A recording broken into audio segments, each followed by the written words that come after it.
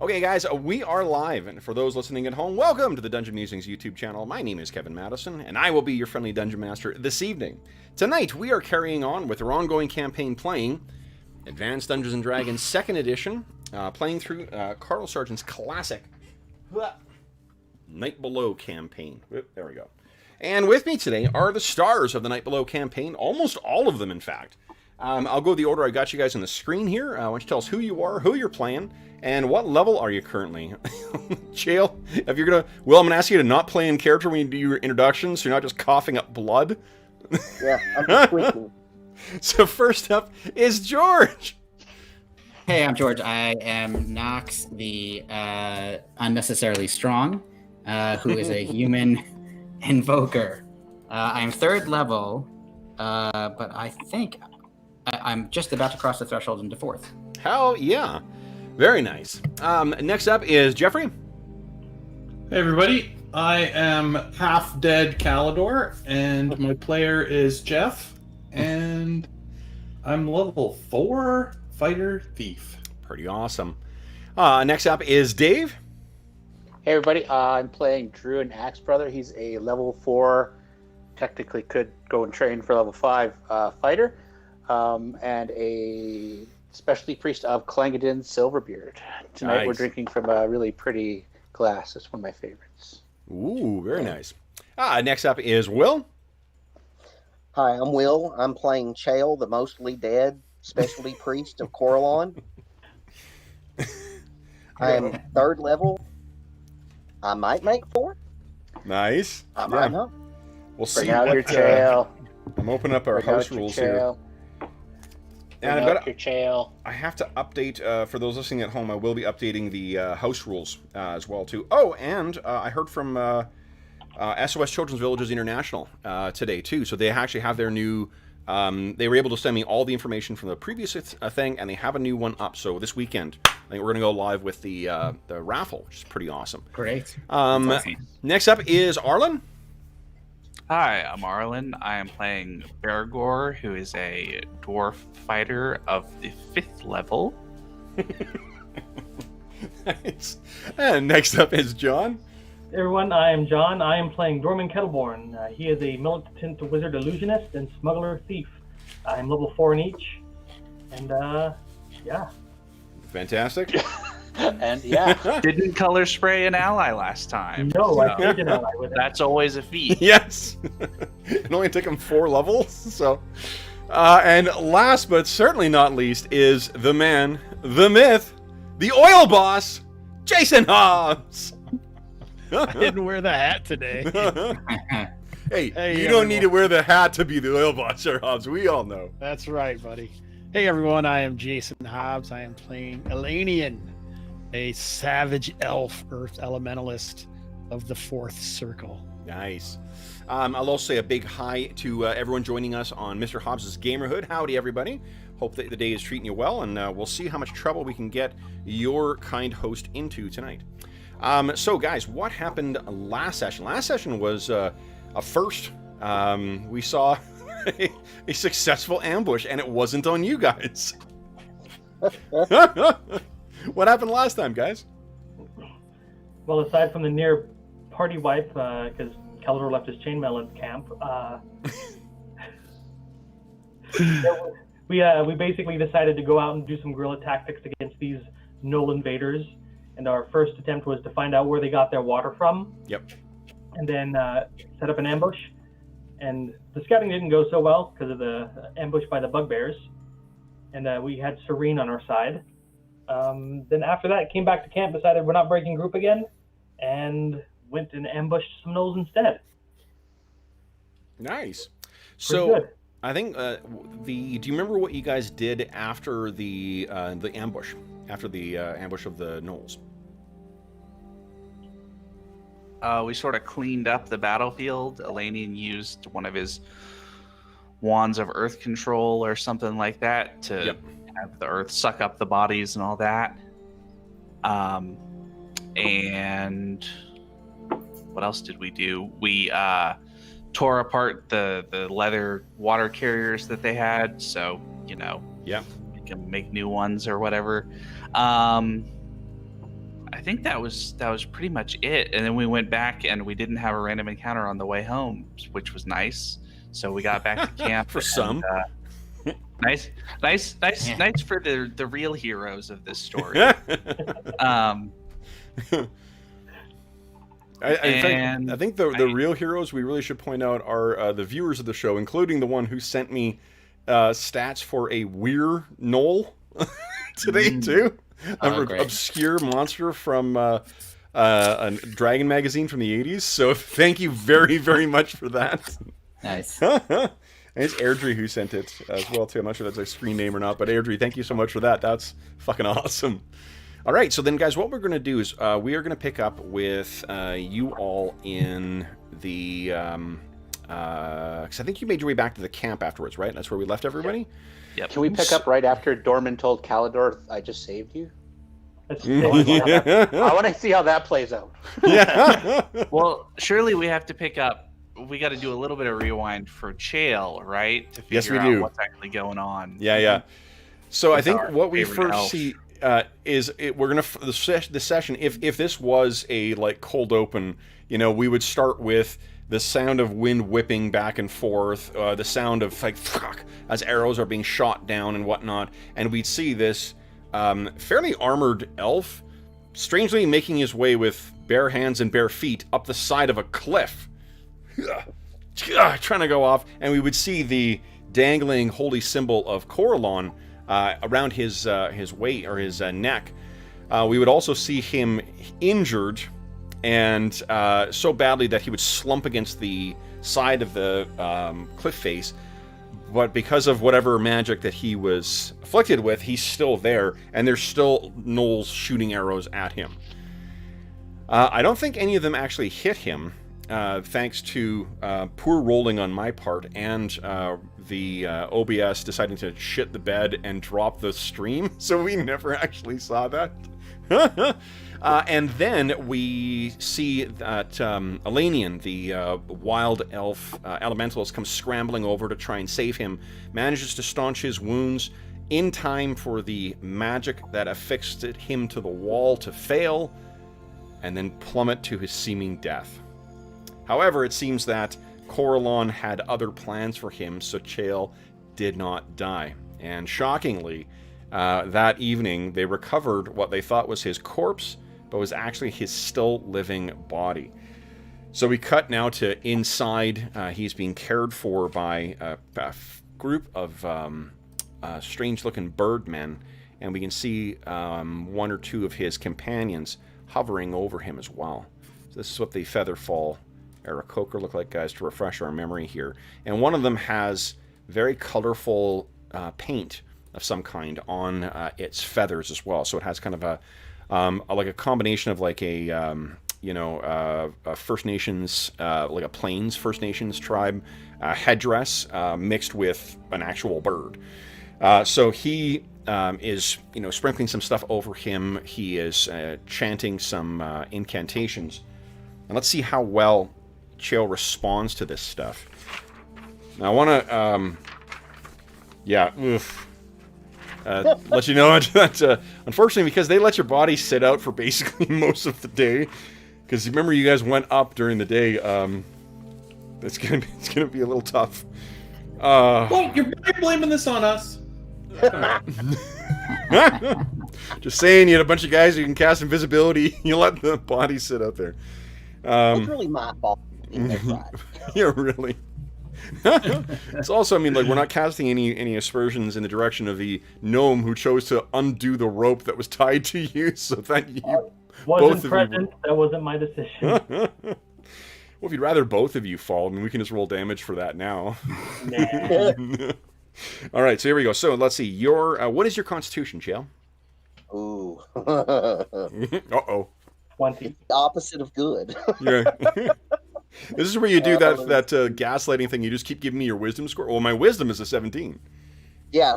The wisdom's 18, con's an 11. Con's an 11. Okay, so no con modifier. Let's see here. Your hit points -5 from your hit points being as low as they are. They are going to use pretty high level magic on you, so it's going to give you a +3. And it is someone who's got a healing proficiency, so it's +5. It is, however, more than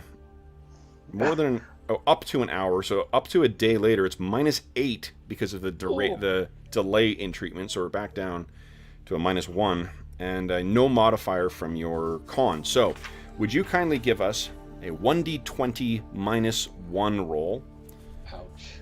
Yeah. Come on, Chael. You got this. There you go. We got lots of astonishing fortune here, too. So Yeah, true. this will all go to that. Minus what now? -1, please. And then give us a d6 roll as well. Okay, so 13. Eesh. Okay, and then give us a d6. Let's see here. Higher, 5. Okay, so this one is one of your eyes is damaged, and you are critically wounded. You die unless healed to 1 within a day. If you spend a point of astonishing fortune, it's minor scarring, and you're in shock. I mean, you'll be able to get healed again, so that won't... You don't really need to worry about that. The Kusuk, the Aarakocra shaman who's treating you, or priest who's treating you, he can, do the extra healing that you need to get you to 1 hit point. But what, do you want to go with a damaged eye? It's not a missing eye, it's a damaged eye. Or do you want to go with... Does it mess with depth perception, missile attacks? It does. -2 to missile attacks at medium and long range. So not all. If you're missing an eye, that's when you're really fucked. But the damaged eye is just -2 to medium and long range. I think I'm just going to go ahead and spend the point of astonishing fortune. Yeah, I'll bump it up. You got it. Yeah. You could re-roll as well too if you want. No, -1. Don't do it. Yeah, I mean, it could get worse. There's sweet undamaged groin on Chael. Come on, we can get more crotch damage. Dangle that carrot. Like, All right. after Virgo stuff, so you know. So what do you think that the... I'm going to assume that with the spells that you had access to afterwards, you would have, first off, started at 1. So you would have 1 hit point, and then you would have gained 3 more from the night's sleep. And let's assume you have... Did you guys take a day or not before you left? Did you guys leave first thing the next day? We waited till the evening, but it was the next day. It was the next day, okay. So let's assume, Chael, that you're going to be able to spend 2 days' worth of whatever you would have prepared as healing spells to heal yourself. So set yourself at 4 hit points, and then let's roll your things. And we're going to use the revised rules for heal or cure moderate, because it's... I know, so much better. That's a big difference. Yeah, well, I just, when healing potions already work that way, it gives you a better bell curve for what you're going to get out of that healing. Yeah. Okay. The heck with the gods. Cheer for the dungeon music. Yeah, right. You just wait. I mean, this is just... What is Cure Moderates? Cure Moderate is a 2nd level 2d4 spell. plus 3. 2d4 plus 3. 2d4 plus 3. Okay. 8. Nice. Okay. So we would see in our montage here is you recovering throughout the day, stretching your armor. What kind of armor do you wear again? What's your AC? It's a chainmail suit. Right.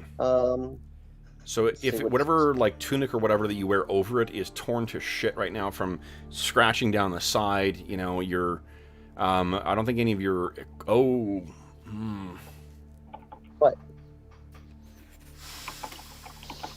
That was a big fall you took and you didn't die, but I think we might need to make some rolls for item damage. Oh. For crushing blow, because you did fall 80 feet onto stone. You weren't carrying any of that acid, though, so you're good. Yeah. No. That's it. Just throwing that out there. Unless you want to clean up that chainmail. How did you put that acid out anyway? I can't remember. I think I don't know. We decided that Dwarven Spit was highly basic, and so it would negate it. All right. So, Chael, would you kindly give me, let's see here, Crushing Blow. This will be for your bow. Give me a D20 roll, please. Okay. So, Come on. Hi. Yes, no problem. Give me another one for your arrows. Okay. Come on. Hi. You want astonishing fortune that? You need a 10 or higher. I mean, it's arrows. None of them are magical. It's Okay, not so the you're- end of the world. Arrows broke your fall, it seems. And finally, you got a magical sword, right? I have a magical sword, yes. What's the bonus? +1, +2? It's a +1 sword. +1 sword. Give me another d20 roll. Come here, baby. Come on. 6 or higher on this one. Huh. There you go.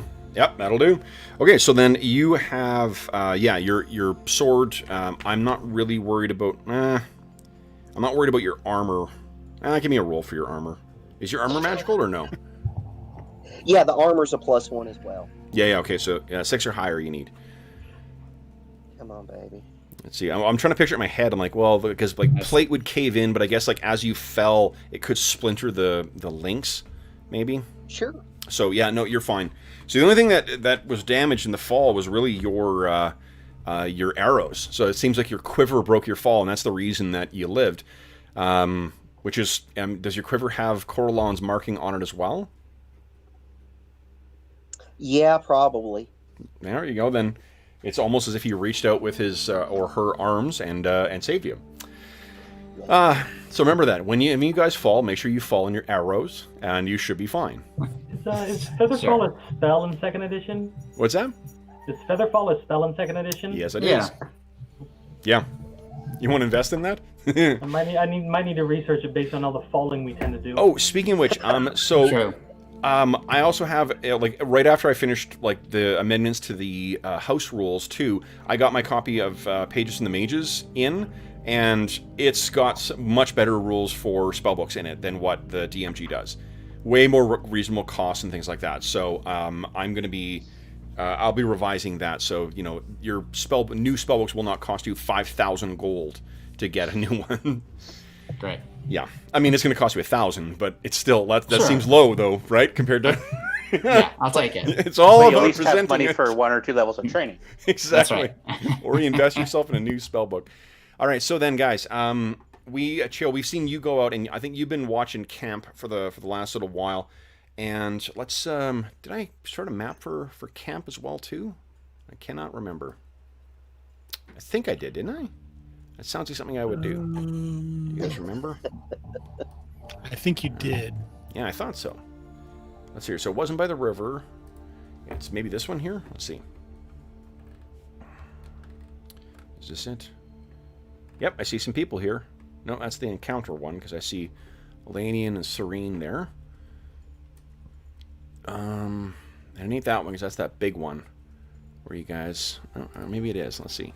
What's this one? Is this the camp? I don't think we had a camp. No, I don't map. think we did have a just camp had map. the encounter. Okay, so let's do this. Let's just quickly give me a second here. I'm going to quickly set up a camp map here. So as you guys get back into camp, what you can see is that again, like those 3 Aarakocra are waiting for you there. And what is the plan for the evening, guys?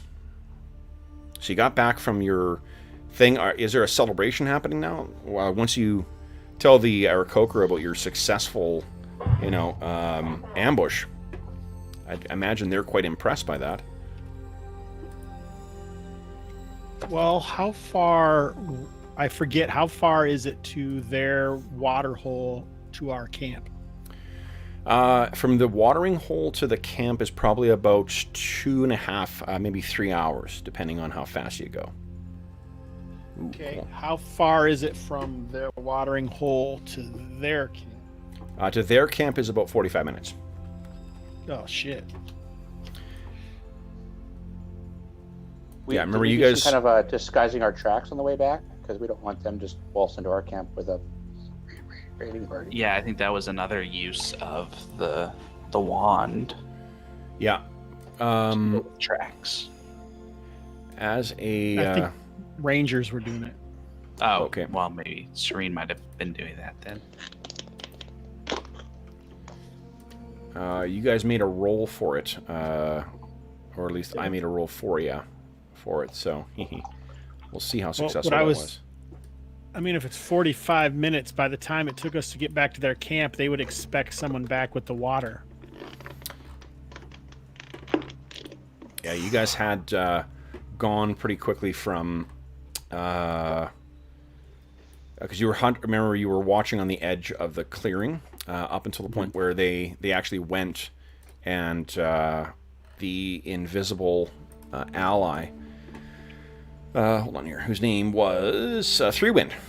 Yes. Okay. I'm just resizing you guys, and then I'll bring you all onto this map, or bring you onto the map. While you guys were, because this is now your second day of sort of reconnoitering. One of them was you were yesterday. You went out to try and that's when you had that encounter with the bugbears, and then today, and it was later in the day. So it's probably still a couple hours before sunset when you guys actually reach your camp. Go. Let me bring you guys over here. Boom. Welcome to your stronghold, guys. Okay, so I'm going to let you guys go ahead and roleplay this out. So what you guys reach back at camp. What are you guys thinking here? Serena's been doing her best to try and cover your tracks as you guys have been fleeing or retreating back here. We should have a watch. We always have a watch. No, I don't mean at night. I mean all the time. Okay. Good idea. Serene offers to have the Aarakocra do that, but her, she doesn't. She cautions you against having them circle above the camp like vultures. We just need to know ahead of time if something's coming. That's all. They don't have to be in the air. Yep. So between Pinestalker, Fogcaller, and Three Wind, one of them will be up in this tree here, keeping an eye out for you guys. Apparently, Fogcaller is taking the first watch. Okay, and So, which way to the river? To the north? it is to the east and then north. You guys are to the west of the Knoll camp. You're about 2 hours from the Knoll camp, and to the north. And this is again like incredibly thick woods, and it's hilly as well too. So this is some pretty difficult. I mean, it works in two different ways. It's very difficult for them to necessarily follow you and find you. It's also really tough to navigate through here. There's no landmarks. Unless you're following a trail or tracks, then it's going to be tricky. Now that you've found a path to that water source, you might be able to navigate a different way to get there, but you're still going to have to make a check for getting lost because you're bushwhacking. Mm-hmm. So, does that answer how does that affect what you were planning there, Hobbs? I thought, well, they're going to know right away, right? Almost by the time we're here, they already know. The Knolls know that something happened to their water boys. And they'll send someone out to check on them. And I suppose it doesn't hurt if nothing happens, and they get their water, but then we can set up an ambush for, maybe in a day or something like that once we're prepared. Mm-hmm. Or 2 days for the next one, because they must have to go get water, because that wasn't that much water they were gathering, I wouldn't think. So how often do we think, Kevin, that they would need to get water with the amount that they got that time? Who knows? You guys have been watching, and you only saw them go out once. And how many gallons of water? We're not getting into the particulars of it. Ask me what you want to know, and I'll tell you that. Well, that's what I was trying to figure out, is how often. I don't think your characters would know. Like, we know there's 100 of them. Yeah. You know what I'm saying? Right, but none of you guys have. Yeah, none of you guys have experience with large camps. None of you guys have been on campaign before, so I don't. And none of you know how much water is actually in there. So, what you've seen is that they've gone out once. And we know that there are actually 100. There are 100 Knolls in that camp. Well, there's less now. Maybe. Right. Couple more forays like that, and they'll be down to 50. Yeah, we got to keep in mind that we're in some kind of a time crunch, because I think they're digging for the Aarakocra, so we don't want to spend too much time out here. Right. We could do a quick little assault and, collapse some of their digging site with a pit, or throw in a couple of flaming spheres and then take off. True. Slow them down. Give us a chance to hit a few more scouting parties. Maybe some hunting party instead of a water group. If we become predictable, it would be easy to counter. True. At least that's the damn Bergour used to do. Our next step would be to scout them out a bit more and find out some more routine to get a good opportunity to ambush them again. I mean, we took on, what, a dozen of them, maybe? Yep. We had surprise. Well prepared. You guys took on 6 small ones, 2 big ones, and 3 hyenas. Yep. So 11. Yeah, so 1/10 of their full party. Right. And now they'll be on alert. Maybe if they were dwarves, Well, they'd probably double the size of the party. One of the things that happened was that Elanion and Serene and Calidor ran into some bugbears who had freshly severed gnoll paws. So it seems like they probably have been losing at least a couple of, or 1 or 2 parties. Something happened that killed some gnolls. If we're willing to assume that those gnolls came from the camp and that the bugbears are the ones that killed them and didn't just discover, freshly severed gnoll hands on the road, then they have been actually, under some level of attrition already. In which case they might not think that our killing one party is that out of the ordinary. It might take longer for them to start, Is it possible that they think that 4 parties. this ambush was carried out by bugbears as opposed to us? Yeah, I don't think they really have a way of knowing. Unless we left things behind that they could identify, but... Right, yeah, but I buried everything under a significant amount of dirt. Yep. Great. Yeah. So it'll probably look a little bit different, but if they have been losing parties to bugbears or whatever else is in the hills, then it won't be that different until it becomes a pattern, right? Yeah. So we tell Pine Stalker and Three Wind and who's the other one? Fog Caller about what happened and the victory. Do they want to relay anything to their leaders, or go get an update from to see if they had more gnolls shooting arrows from above, or we don't want to be totally out of touch with the main Aarakocra. I mean, it's only been a day. True. 2 days, I guess, maybe. And we can always send one of the invisible. I make one of Aarakocra invisible that could scout out how the camp looks. I like that, and I also like finding the bugbears. And if we can find a way to get them against each other. Yeah, I like both of those as well. And maybe that we can do that first can cover the second. Maybe the invisible Aarakocra can look for bugbears as well. I say we hit their camp at night with your pit and your flaming sphere and a volley of arrows, and then before they can rally, we ditch. If I remember correctly, that web was pretty flammable, wasn't it? Yes. They're just so fast is the problem. It disappears right away. You leave it up to keep them from chasing us or something. But they're also really strong, so that might not help. Well, what do you guys think? I mean, reconnaissance seems like a good first step. It gives us more information to make a decision on. You have that prepared today, Dorman? I've got 1 invisibility left to cast, yes. I'm down. I'm out of healing until tomorrow morning for the folks that are already injured. So a 4-8 tonight's probably a bad idea. Somebody drops, I can't get them up. We do have Chael now, don't we?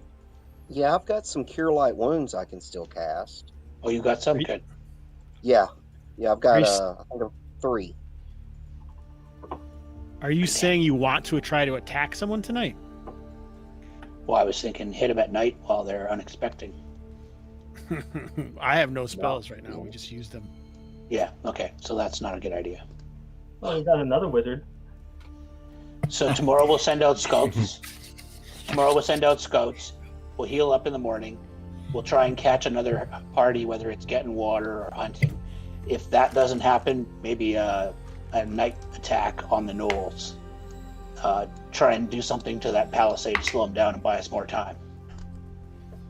Or draw out the leaders. How does that sound? Yeah, we need to draw out the leaders, so we'll be thinking about a way to do that. Did you get any information? I'm assuming that Knox remained back here with the Aarakocra. So he's asking some questions that I don't know the answers to. Sure. As a player, did you get any information out of those gnolls that you did ambush? Oh, They did lead and die.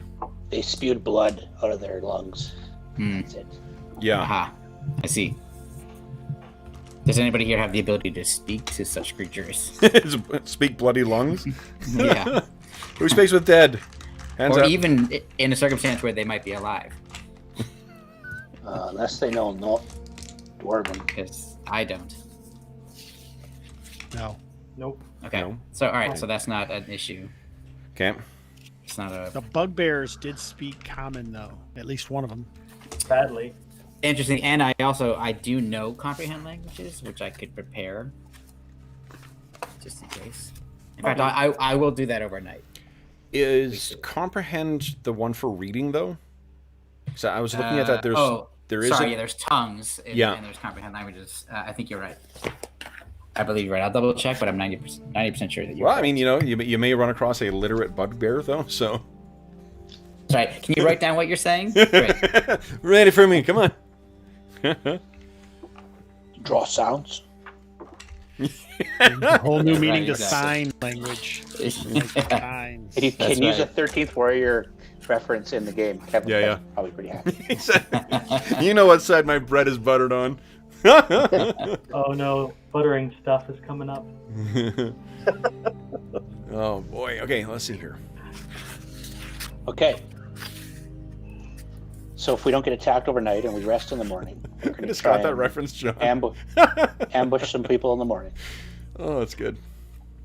When the spell is cast, the wizard is able to understand the spoken words of a creature, Awesome. or Okay, read an otherwise incomprehensible written message. But it excellent. doesn't allow you to talk back. You just understand what they're saying.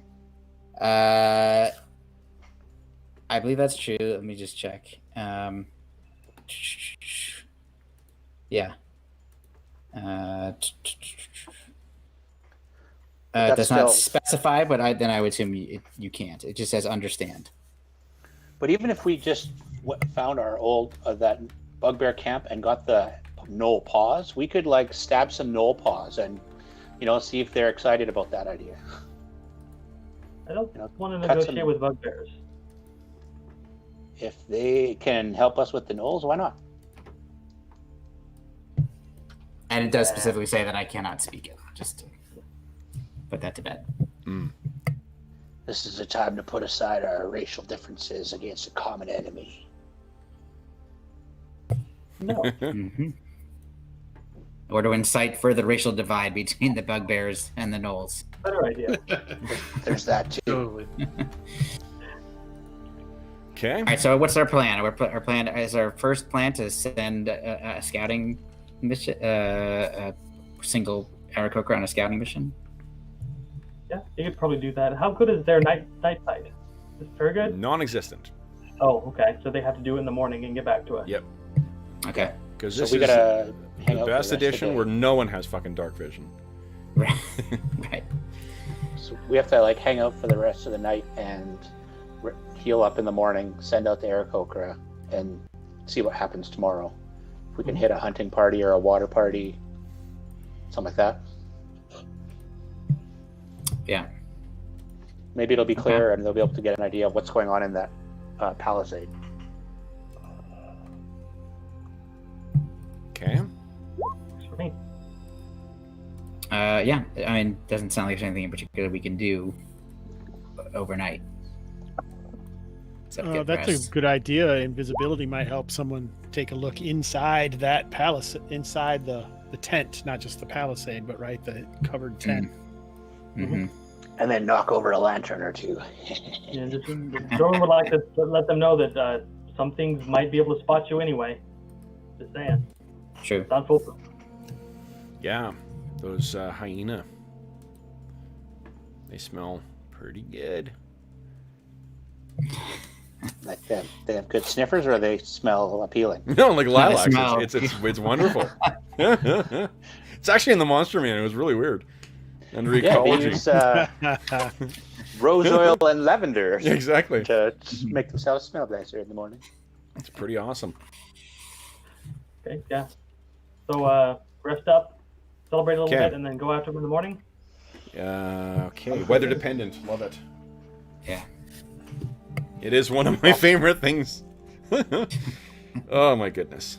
And I'm pretty sure, John, I rearranged my shelf just so I could have my little digest version at arm's reach.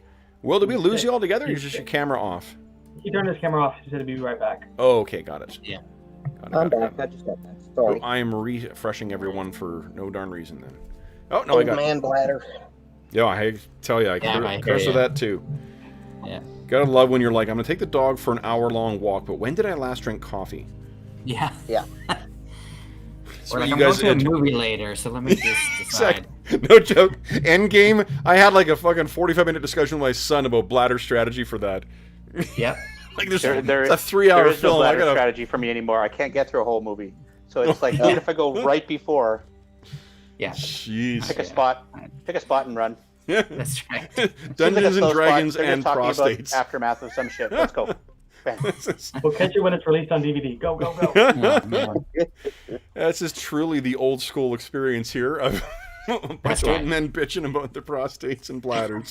Yeah. Well, I don't have that issue yet, but you know. Yeah, that's Yeah. because you're not an old man yet. Give it You time. can look What forward you to have it. to look I forward guarantee to, you. my son. That's a check in the mail. I got a few silver beard things coming in like Druin has, but Nice. they haven't overtaken it yet. All right. Nice. So would you guys kindly, let's see, first off, Dave, give me a percentile roll, please. Dave's our weather master. Tomorrow's weather. Tomorrow's weather will be actually dry. Nice. And will it be clear so that the air coker can circle it higher? It will be, well, it'll be clear in the sense that they will have, even if it's overcast, it's not going to be mist. Okay. So like, there's absolutely no precipitation tomorrow. But this is for this evening though. Go ahead and assume you guys got some big tents there. You got some small tents there. Go ahead and get yourselves in your tents for where everyone will be sleeping. And then I'll figure out who is going to be keeping watch. Evil things come from the mist. Damn right. I got all my Ravenloft stuff right behind me, so you guys are in trouble. Remember that fun ghost that you met that sucked your memories away? You have Ravenloft to thank for that. Okay, I have a small tent, so 100 gnolls. I'd much rather have faced their fire I thought that you, Dorman, you always shared a tent before, didn't you? Did I? I thought so. didn't I? Yeah, didn't I sleep with the dwarves? Yeah. You know, us small folks slept. Yeah. Yeah, I think it was the beardy tent. Yeah. Elanion's on his own, so we'll assume that other tent is not there. The Aarakocra are going to sleep Could be outside. Shireen's, right? Say again? Could be Shireen's, right? Doesn't she sleep in a tent? She will actually sleep outside as well. and Calidor. I did have a tent of my own too. You did have a tent of your own? Yeah, and I think I usually let Hurl go sleep in there. So Yes, that's right. Okay, so Cal, Right. maybe I we'll actually- just be in this little one. your little one I there. actually don't have a tent, so I was Do you- just commandeering one of them. Okay, so we'll assume that the other two ones that are they're actually not there. It's just the tents that you guys have, unless you want to Elaine, move You can sleep in my big tent. your Chael and Knox. Let's move you over here so you guys are a little closer together. Yeah. Great. Okay, and then Elanion is sleeping in a hole. In. Down Well- by the river. Little known fact, yeah. He is part badger, so Part Johnny Boy. all right, Johnny boy. Nice. All right, so then let's see here. The Aarakocra are going to... I think they're going to roost up here, actually. For when they sleep. And Serene will, if invited, will take advantage of the tent as well, too. Now, let me see who is keeping watch. Guys, give me a D...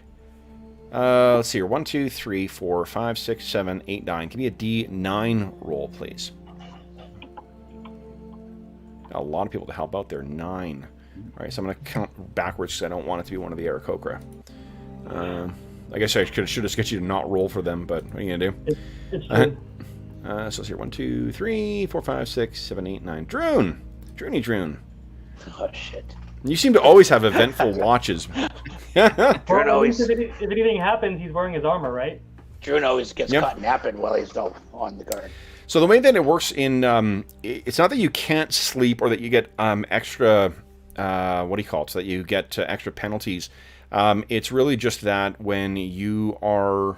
when you're wearing armor, you just need extra time to sleep in order to get a proper night's sleep. So... That's much better than the rules in 3rd edition. They basically fatigued you if you wore armor higher than like life. it's realistic, but when your game breaks when you don't wear armor, it's kind of stupid, you know. So like, if it's a game like you know, like a more like hardcore simulationist thing like GURPS, at least you've got like, oh, I don't have the weight, so I can dodge better and things like that. Like I've got other disadvantages. Does Dragon Heresy do that as well too, Arlen? Dragon Heresy uses a kind of similar AC system to this, so it doesn't have anything in terms of... It has dawn and doff times, but it doesn't have any kind of like... You don't get an extra advantage from not wearing the armor? You do get a bonus because if you have high dexterity, armor takes away from your dexterity bonus to AC, essentially. So it's just like, So there's a little bit of trade-off. Yeah, but okay. It's definitely better to wear heavy armor in Dragon Heresy. Got it. Okay. So for that reason, I think it's an easier compromise. So you just need extra time to sleep, you know. Because I'm assuming you guys are sleeping in armor out here, as unrealistic as it might be. Although I'm sure we can find some idiot YouTube clip of some knucklehead sleeping in it. Who sent me the one of the guys swimming in the pool? That was fantastic. He's sputtering to try and live, and he's like, "Yeah, I think they could do it." Very convincing, pal. All right. Let's see here. All right, so then, guys, here's what happens. Druin, you are on watch. So what I need from you is a D10 roll, please. And there's going to be a modifier to this that I will apply. A 6. 6 sounds safe. Somewhere in the middle. 6 sounds, yep, Because that sounds like a pretty good... Never remember whether it's supposed to be high or low. Let's see High here. for initiative for this. Yeah. Ooh. So, yeah, I wonder.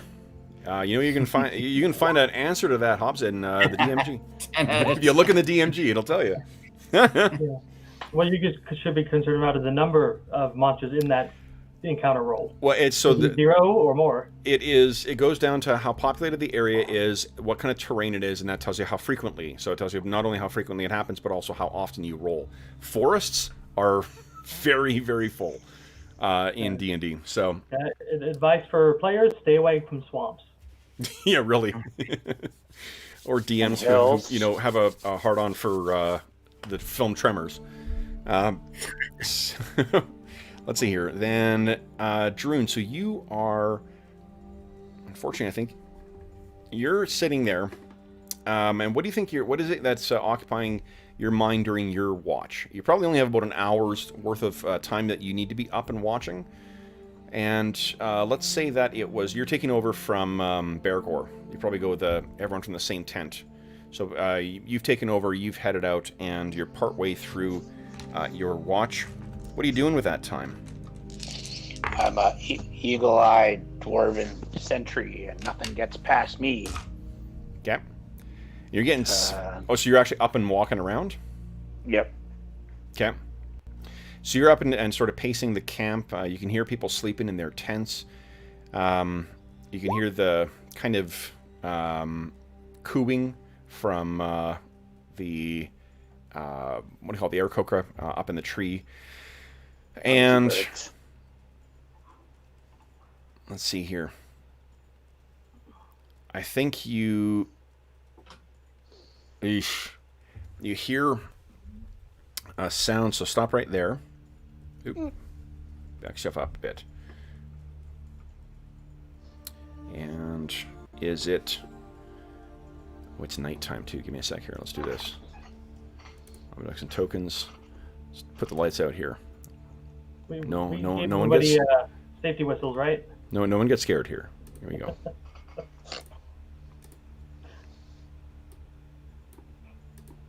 Boom. All right. I can't see anything. Let's see. Do you have sight? Or did I take sight away from you? I have Yes. blackness. You have sight. I can see Calidor. Do Somehow. That's it. do gnomes Just have see myself and Calidor. infravision? I do have improvision, yes. Okay, so you need light. Let me set up the fire here, because that will give off light as well. Let me just draw a shape here. Here we go. Here we go. And once this is set up, we won't need to do it again. I think the new dynamic lighting put it like a thing for low light vision, where you can like say this is low light, and after a certain range, and then it's just dark. Right, but that's what do you call it? Yeah, I don't care about that right now.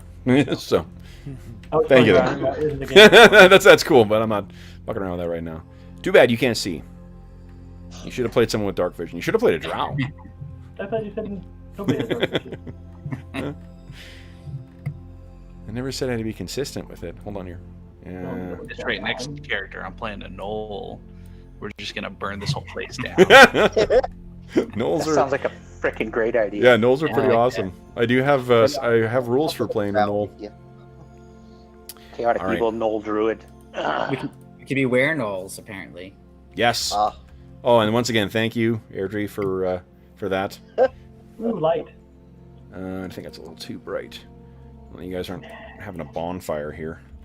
Yeah, maybe like Yeah, I mean, I can see like everything. I don't know. yeah, I'm I not supposed see to pretty be. much everything too. Okay. I mean, there's like a circle. It you know. depends Yeah. on how big you guys make the fire, I suppose. Here, so let's do this. Boom. There you go. That's a modest campfire. Torchlight, 15. Yeah, about that. All right, so that's where you are when Druin. I got some rolls to make here, my friend. In a brand new rolling box. Nice. So let's see here. 1, 2, Why am I out in the dark? 3. You're in a tent. You're in a tent.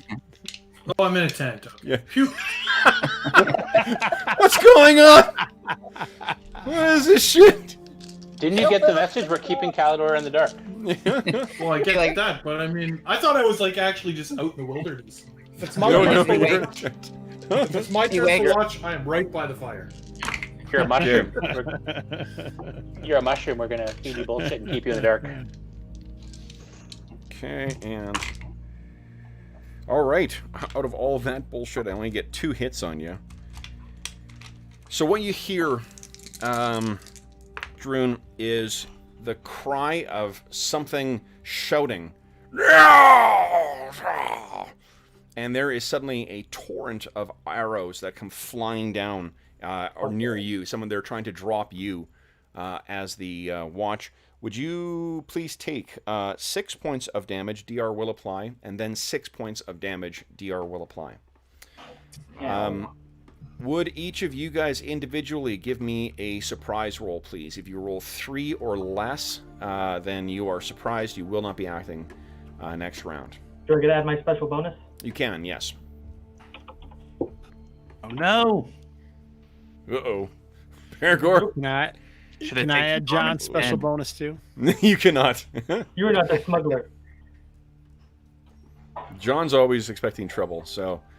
is that everyone? No. I'm working on it. Yeah, you're good. Once Okay, I found so out I was safe in my tent, I was deeply asleep. your Calidor's tent like, collapses leave on me you. alone. I'm still sleepy. All right, so let me just quickly put these guys into the token layer here.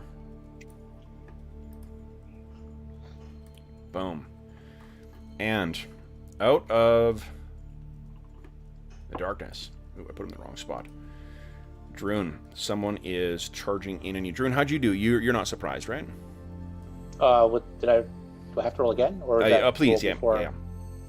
I wanted to see if they actually got you. No, you're not surprised. All right, so then, Druin, you can see coming out of the darkness. The 2 arrows were.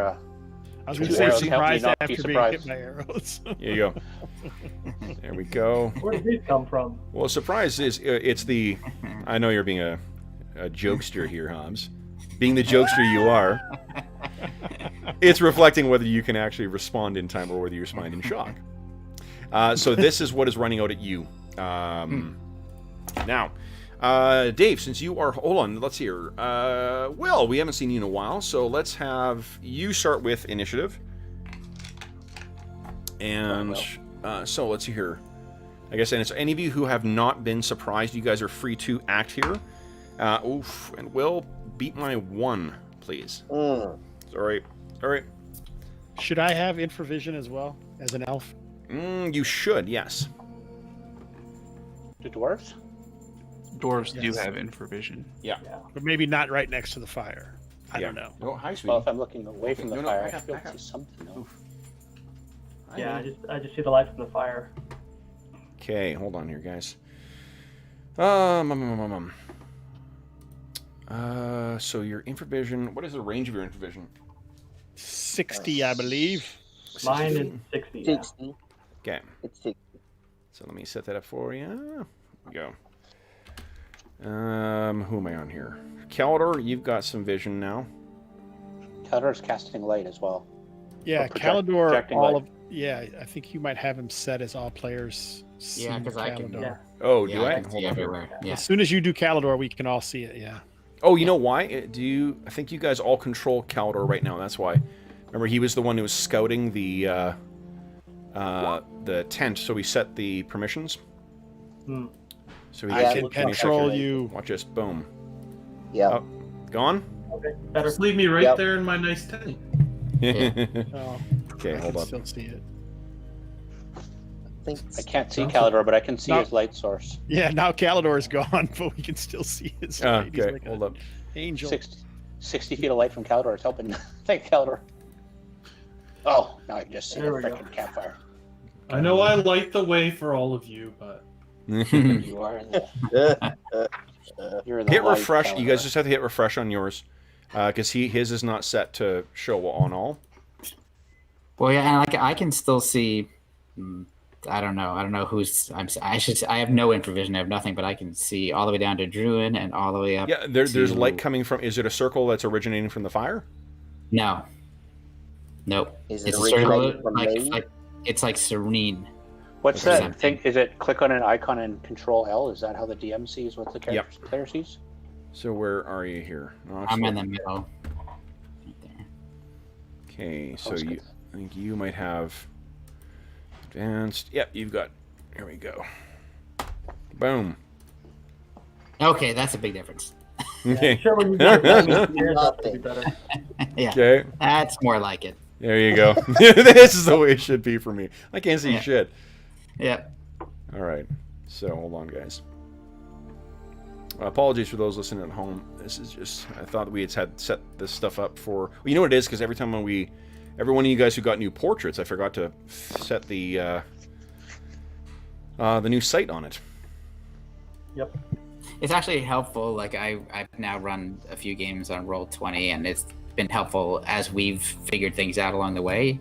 It's been helpful for me to figure out how to do it. So Hey, if I can't be a role model, I'm happy to serve as a cautionary tale.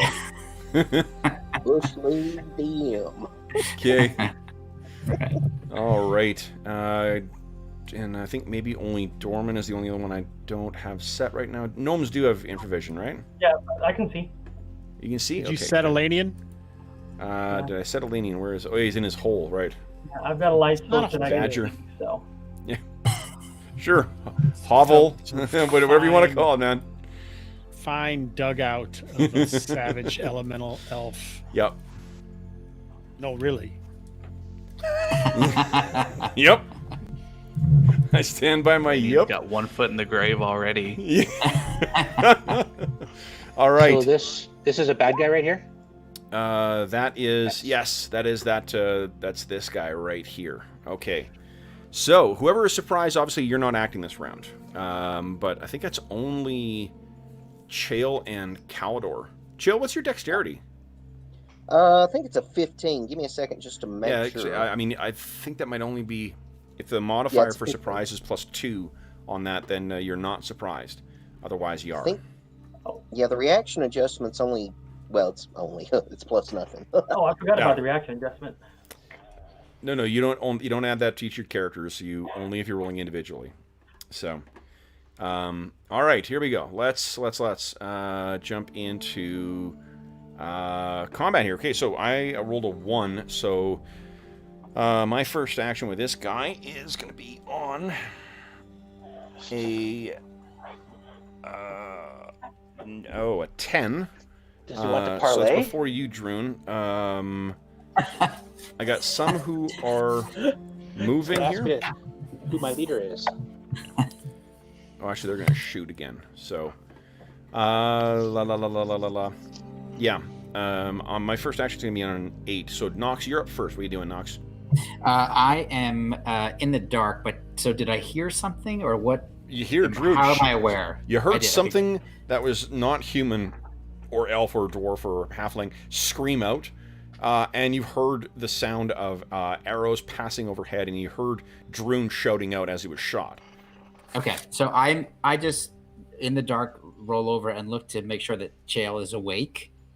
Yep. Because if not, I'm going to wake him up, but I think he's awake. Okay. And then my plan is to make my way out of the tent, but I honestly have no idea which way that is. I think that if you're rolling over and checking to see if he's awake, that's probably your action then. That's totally fine. Okay. He does not appear to be like you're shaking him, and he's kind of like, "What? Who's in the what?" Okay, So, cool. Yeah, I'm gonna make sure he wakes up. All right. Then next up is Dorman and these guys simultaneously, I think. No, these guys are before Dorman. So we've got 1, 2. Let's see here. Luckily, I'm still in the tent, so. Ooh. Let's see here. 1, 2. Shooting at old Druin. That is a miss. 2 more. It's a hit. Druin, you take a whopping 4 points of damage. DR will apply against that. And then we got a bunch of... Oh, Elanion in his burrow is going to attract some attention here. Elanion, you are hit once. Do you have armor up right now? No, dude. You're hit twice. You take 7 points of damage total. You don't have any DR, so. All right. Then it is Dorman. Your turn. What are you doing? Okay, well, his eyes snap open. He's like, "Crap! Invisibility! Wake up, Bergour!" Okay, so you cast invisibility. Yeah. Then it is. Let's see here. Actually, he'll be on a 10. So this big guy, comes crashing into Druin. And he swings that halberd at him. Your AC is what right now, Druin? 4. 4. That's actually a hit then. So you take... actually, only 5 points of damage from it. You avoid most of the of that thing, and it ignores 1 DR. Oh, then I take an extra one. Was it swinging? Okay. Yeah. Then it is Elanion. What are you doing? Oh, Chael's on a 10. Shit. No, you were surprised though. So Yeah, see, I was surprised. No, it's my fault. okay. Elanion, what are you doing? So which one shot at me? 2 of them shot at me? They're the ones right up here. The 3 up here. Oh, so they are. Oh, so I didn't know if those guys could see me or not, like, because I'm like right at the base. Yep. All right. Well, I'll have to do what I was gonna do. See if I can take cover. First of all, is there anywhere I can take cover? You can try and push yourself up against the wall. I'd give you some cover just because of the angle, but they may still be able to tag you. You'll get +4 to your AC. Can I fire back as well? I'll fire and move, I guess, right? Well, No, right? let's back things up. You just woke up. So, well, I mean, my bow isn't sitting there. so if you're going to stand and then you're going to retrieve your bow from the ground, that's what you're doing, right? I'll just. Well, you're not sleeping with your bow ready with an arrow in it, right? So you need to ready your weapon. No, but Yeah. So that's what you're doing this round. Okay, then it's Druin. What are you doing? Druin's gonna hit this guy. Okay, please do. In the face, really hard with his axe. Go. That is a hit. Is a medium, right? It is, yeah. As long as it's not an overly large bugbear. I don't want to be fighting. Oh, wait, no, they're large. They're large as well, too. They're 7 feet tall. Oh. So 8 points of damage, ignoring 1 point of DR. If there's Awesome. Okay. any. Hand axe. Okay. That's actually a really nasty hit on him. So then your second one is a miss. But you have really, really quite badly hurt him. And Druin shouts out, "We should be fighting the gnolls. Why the hell are you attacking us?" Okay. Then it's, let's see here. I think that's end of the round then. Okay. So then it is, next round, round 2, guys. Will, we thank you for your service as initiative roller. And it passes over to Arlen. Arlen, would you... Oopsies, come on. Check dice. There we go. Kindly beat my 4. Please. He did. That'll do it, yeah. Okay. And no one is surprised anymore. Okay, so 2. Oh, Hopi, if you're going to check out the house rules, give us a... if you're part of the Discord server, check them out there. Because I posted the newest version, or the newest iteration of the house rules there. I need to update them for the link in the videos. Alrighty. So we got, looks like everybody. Yes, excellent. So my first action will be on a 10. So we've got anyone who's on a 2. We got Knox, Bergour, Dorman, Elanion, and Calidor. Go ahead. Dorman's going to get to his feet and then do a half combat move. Okay. Get out of the tent. Excellent. Can I make my way out of the tent, considering I cannot see a thing? Like, how dark is it actually for me? So what I'll do is I'll make you make a dex check. If you're just going to move in a normal combat move. If you're moving as if it's difficult terrain, then don't worry about it. So you can move half your combat move, which I'm just taking my time and trying to get out of the tent. Sure. I'm not trying to rush or anything. Yep. So go ahead and move up to 4. So I can't see where the edge of the tent is? You can't see where the edge of the tent is because you can see the fire through it. Right? No, Like, I just mean, sorry. It's that direction. Okay, yeah, as a player, I meant. Okay. Oh, yeah, it'll be on the end. Sorry. So I'm basically going to get up to the fire. Okay. And that'll be my whole turn. Okay. Ooh. What's going on? Yeah, exactly. I barely hold up. I can barely see somebody over there. So as you come out, hold on, there's 2 triggered actions that are going to happen here. This is why I'm invisible. 2 arrows, as you come in near the fire, 2 arrows go zipping past you, but do not connect. Okay. Then it is, let's see, who else is on a 2 here? Elanion's on a 2, Calidor is on a 2, Bergour is on a 2. How long does it take to put on a chain shirt? Well, again, like we talked about this, we're assuming you slept in them. Oh. Yeah. Oh, beautiful. Yeah. The game is so, it kind of breaks when you're not wearing armor, so we're just going to assume that you are wearing it.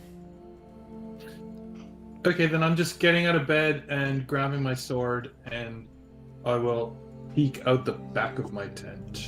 Okay, well, I think you can stand up and get your sword, and then you can move out next turn. Remember, like, standing up is half your combat move, so, and if you're going to take an action where you're readying your sword for fighting, then that will be your action. Okay. So, if I sleep with my arms lovingly embracing my shield and my battle axe, do I have to spend half an action to grab them anyway? Yes. Okay, well, I'm going to do that because that seems like what Bergour I think, like, do. after one time of you rolling over and smashing Dorman with your shield in your sleep, he said, no more of that. All right. But you get an ale in the morning from Druin. Yeah.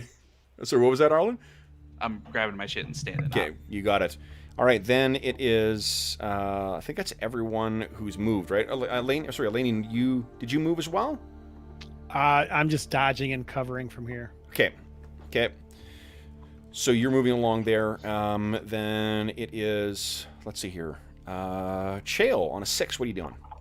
Yeah, so he's retrieving his sword and moving out, basically, of the. Well, again, so if you're retrieving your sword from the ground, that's your action, and you can still take half your combat move, but that's going to be for you to stand up. Yeah, that's all he's doing at this point. Perfect. So you got yourself ready here. Then it is Druin. You're up before the first bad guy. What are you doing?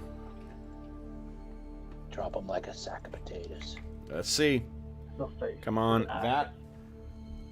That's a hit. Go ahead and roll damage. Come on. So he actually dies. And I need to make a morale check for these guys. This is what happens when you roll random hit points for your monsters. Right. Sometimes those bosses aren't as tough as they look. Alrighty. Okay. No. Stay and fight. Okay. So then on their turn, they are running off into the woods. Yeah, so Druin, you drop this guy, and then the rest of them flee into the woods. I don't think you can... Dorman, you're too slow to keep up with them, and... Knox can't see in the dark. Yeah, like you guys may be able to follow their tracks or something like that, but otherwise, all the rest of these, whatever else was attacking you, just flees from, from you dropping its boss. So we can pick up with you guys sort of all coming out. The Aarakocra take to the air and are beginning to sort of build up momentum in order to dive. What happens, guys? Dorman is invisible, so assuming you guys are out and Druin is injured, what happens next, guys? I'm gonna rush up. Well, I mean, can I? This. Who is this here? Is that Druin? I literally can't see as a player. Okay, great. So I'm just gonna rush over to him at the edge of my torchlight and just check on him. Sure. I can't actually heal you, but yeah, moral support. I have no medicine. I have nothing, but I just want to make sure you're not dead. Okay. I'm all right. He kicks the bugbear. What happened? Bugbear and his buddies. They're shooting arrows. Pulls the arrows out. Snaps the bugbear arrows over his knee. Kicks the one on the ground. He also seems to have been carrying some kind of polearm, like an oversized polearm. I check out his halberd. It is too big for you to comfortably use. You could use it, but you're going to take a penalty to hit.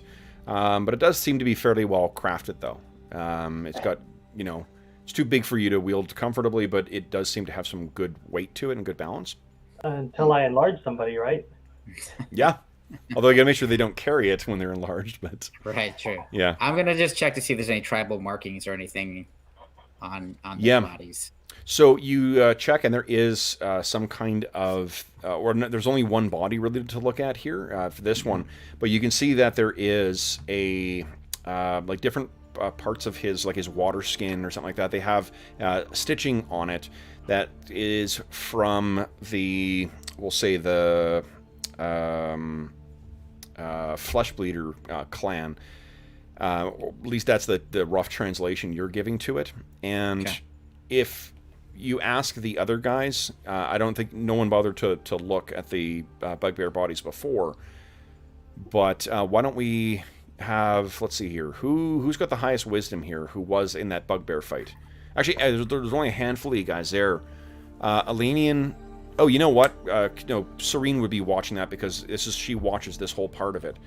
Yeah, it's the same clan, same tribe of bugbears that you guys had encountered before. How did they find us? She says they're actually like the bugbears sort of roam in this region of the of the eastern, so what is it, the southeastern part of the hills and the western side of the Thornwood. They're not uncommon in here. If you had a map of the Heronshire on your chest, you could just go. Oh, I should have put my hoodie on. Yeah, shit.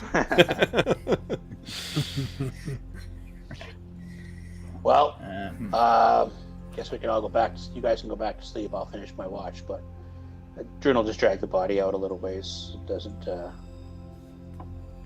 we think this was predators.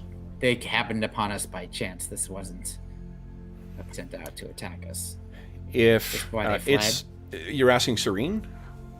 I'm asking the party in general. Oh, Having could've not been dealt either. with these particular bugbears before. Yeah, it could have been either. I agree. All right, very well. They could have stumbled on some tracks, but Yeah. Chill. I'll think heal you- it. I'll heal Jail in the does, morning. yeah. Oh, one at a time, guys. Well, I think Chael said he had a few cure spells left. Yeah, Well. I mean, I still have Cure Light Wounds if we're technically calling this not the next day. Yeah, just That's what have I'm him 4 hour rest. So Calibar's probably worse off than Druin right now. Mm-hmm. I think, Elanion's Calidor, I pretty think, is the worst off, and then it's you, I think. And then Elanion. Elanion's pretty Elanion badly get hit? hurt too. Yeah. Elanion's down to 8 out of 23. Oh, yeah. He's worse. I'll move him into camp as well. Calidor is still quite banged up as well. Yeah, Yeah, he is injured. He's really, in my opinion, the one Yeah. that needs the most. Okay. You do have the Ben. Oh, hold on. Chael? Chael has the healing proficiency, so he will have checked your wounds and such before you guys hit the sack. And so long as this wasn't the first, it doesn't really make a difference. You guys will all heal. Nothing else will happen this evening, so you can each heal 3 points from natural healing, and then you will have your new slate of spells to prepare in the morning as well. You want to use the ones tonight, though, right? Yeah. Chael, do you want to cast something on Elanion or Calidor or both? I don't know. Well, remember, you guys can't, you need that full night's rest, and then when you wake up, then your thing is refreshed. You can't, Right, but he has them from the night before. Is what we're He has saying. them from yesterday. He Right. hasn't used them. But I'm saying, those will be, when he has access to his new things, those will be gone. You're not going to have him tanked up. You can't wake up in the morning and then dump those spells. Which watch was it? This was, it was close to dawn. So it's about 2 hours off from dawn. Okay, well then we should have done Okay, it yeah. the night before. Yeah. Oh well. I mean, would you have done that before you went to bed? Chael, is dump your healing spells? Oh, yeah. It's something we can just set, guys, because unless you guys have been telling me that you're using up your spells before you go to bed, I've been assuming that you're keeping them just in case you're attacked in the night. Right. But what you can do, guys, is if what you're saying is that you will always make use of whatever exhaust your healing before you go to sleep, I'm fine with that. That's typically what I've been doing. Okay. So Although then Chael, usually mine are done by, 8:05 yeah. in the morning. So you In would the have, morning. Chael, you would have had access to the full. Let's just do. You know what? This is gonna be too much of a pain in the butt to try and figure out where everyone was. You use your healing spells, Chael, in the morning, and then you guys can prepare a whole new set, and then you can make use of those healing resources as well. So first off, anyone who's injured, heal yourself of 3. Done. One other thing about this bugbear you've dropped, as you drag it over Druin, he really, really stinks of fish. Fish. Like that potion we had. We have a couple of them. Those fishy potions. Yeah, those fishy potions. And what did they do again? Besides making Bergour trip out? They basically, if I remember correctly, they make them sort of the servant of another entity. Yeah, it made Rilligo feel very susceptible to suggestion. It's interesting. Goblins and orcs and now bugbears Always fishy smell. Mm-hmm. Yeah. If it starts getting some fishy knolls, then If you think about it, you did have a chance to inspect the gnolls when you grabbed all their loot and stuff. None of them had that smell. okay.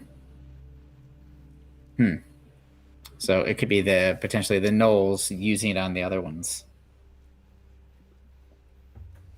Or just the Knoll tribe haven't fallen under the sway of whatever all these other guys are falling under. Mm-hmm. Yeah, right. Maybe they're a little more savage and a little more independent or something. Mm-hmm. Yeah, or they just haven't been taken over yet by whatever is controlling these other guys. Yeah. Whatever this fish smell is, which I go back to that imagery that he saw, like That thing in that grotto, in the subterranean cave. The other thing, I guess, that Serene could add to it as well is what you're describing, gnolls as opposed to bugbear and orcs and goblins, is that gnolls are not often found underground. Huh. So they're a little less common to be subject to.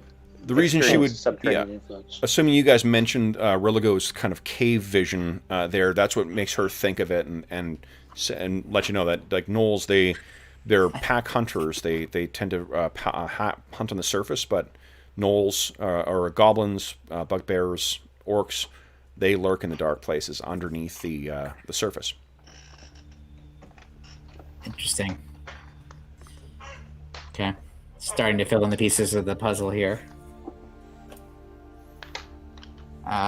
Okay, so are there any watches left to go, or is that the last watch, Kev? Oh, is he froze? I think that's the what do you call it? I think that's the last. That was the last thing that happened. So dawn will come. You guys will get a chance to get your extra sleep. The Aarakocra will keep a watch out for you guys. And yeah, so morning comes. What kind of healing do we need to get done here? Everyone got your natural healing. Anyone want to cast any spells? And you can make use of whatever you had prepared yesterday as well as whatever you got today. Then I will use. I'll start with Cure Light Wounds with Kalanor. Okay. 2d4 plus 3. Oh God. No, he used his moderates already. I have. Oh, you do? Okay. Okay, so you got 7 there. So where does that bring you to? If I'm plus 7, Plus 20, 7. 22 out of 25. That's pretty good. Okay, Did and you add your then 3 for Druin overnight? looks pretty good. Well, that's including the 3 from overnight. Okay. Then I would think I would do the next or the last one I have on Elanion. Okay. Whoop. Hope if I could type, boys. Did we increase the Serene's health by 3? Mm. I don't have control over character. Two. It's better than nothing. He does these massive gestures. There's an intoning of gods, and there's a poof that comes out. It's like, Yeah. It ain't nothing. I almost died, damn it. If you only believed more, it would work more. You're almost a devout follower of Clangeddin these days. Cast Cure Light on Elanion. But your faith is not as strong as it should be. See, this isn't really about us or our gods. It's about the character. The character is resisting the that's what I was fixing to say. It's divine about will. Elanion. Yeah. Oh, Serene. Dirt boy. So let's see here. Serene. Yo, will be- Dirt Elf. You got another 2 experience. Health.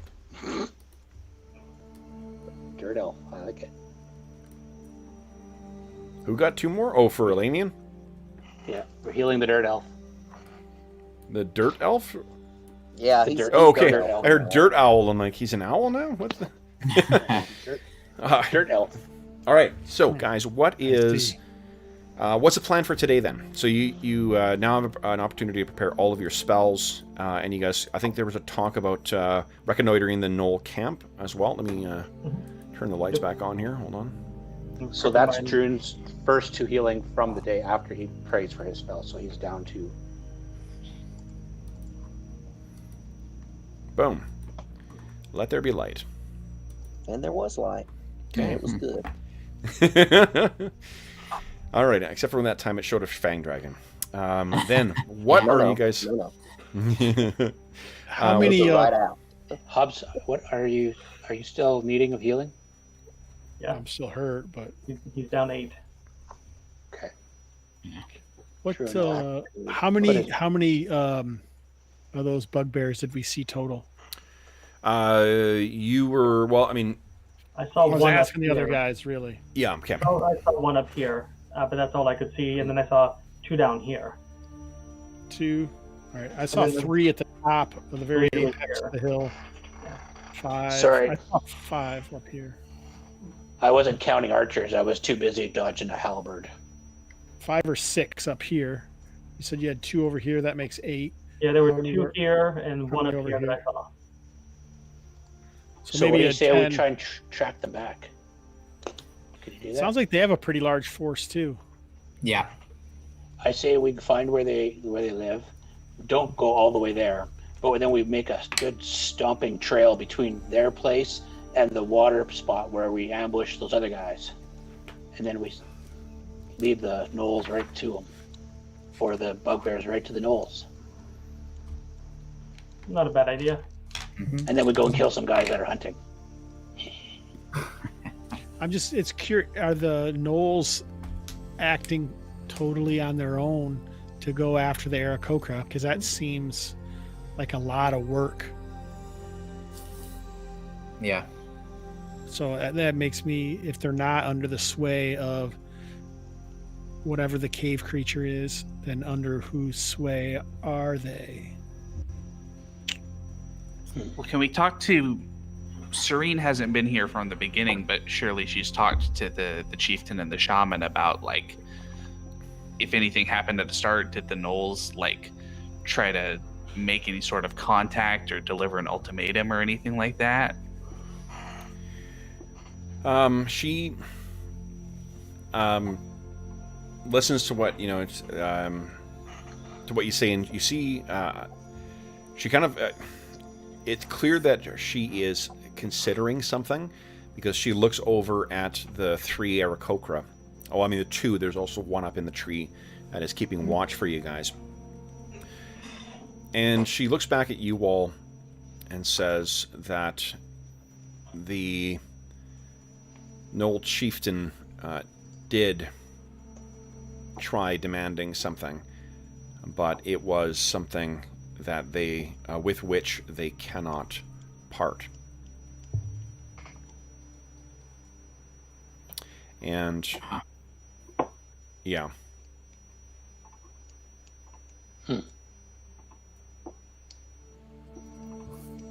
So this may very well be just an unrelated conflict between these 2 groups.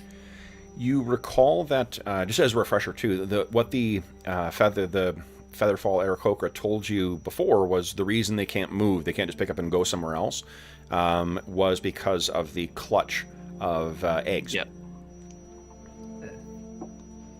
Gnolls are definitely hungry creatures. They'll eat anything, living, sentient, whatever.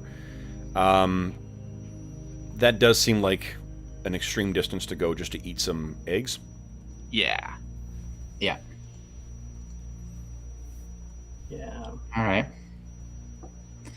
Well, I assume at some point we will discover the answer to these mysteries.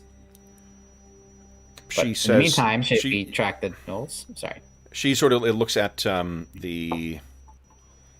Once again, kind of looks at the Aarakocra and says that. Please don't, or do not take my reluctance to discuss the matters of the Featherfall Aarakocra as a sign that a lack of trust or gratitude on my part or on the part of the Featherfall. There are matters that are not mine to discuss. I hope that you understand. Yeah, needed no basis. Got it. I Dorman, agree you're with. the most nosy motherfucker of all of us, and you're just gonna go need to know basis. I am growing as a person, Bergour. Good thing growing is your belly. Hey, that's a sign of a good life. Sign of good cooking. Yeah, it is. So what do you think, guys, then? I like Elanion's suggestion. Yeah, I suppose that'll do. I mean, we can check in on what he found when we come back to camp. Okay. Good idea. Now, There's know where we're staying, though. We have to let's relocate. see. Who has training in tracking? I know Elanion does. Dorman does. Is that it? Serene. Okay. Oh, Serene does as well too. Yes. Do you guys wish to make a group roll again? Take the highest of your rolls, but if you roll nat 20, it's a failure. Yeah, why not? Okay, so somebody roll for Serene, and then Dorman and Elanion, go ahead and make your tracking rolls. Nice. Pretty good success. Ah, nice. Nice. Okay.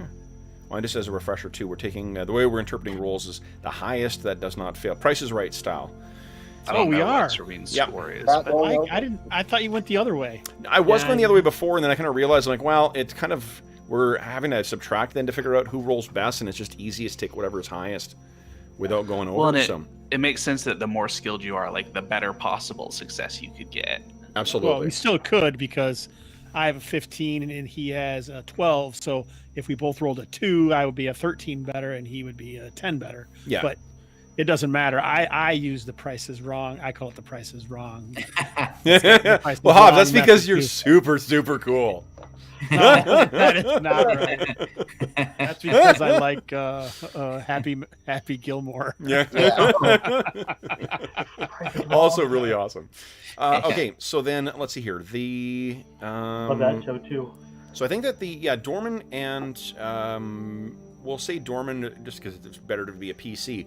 As you're sort of snooping around the edge of camp, you can find a couple trails of the bugbears. It leads you about 15 minutes away from camp to follow these around, but you're able to sort of suss out which trail seems to be heading back in a like kind of a northeastern direction, roughly towards where the elves told you that that they had been ambushed. Okay. Cool. Okay. Now, This way, guys. what's the instructions that you want Thruin to have? Like, what's he to come back for? Is he just going to go and like watch the camp all day and then come back and tell you, or what?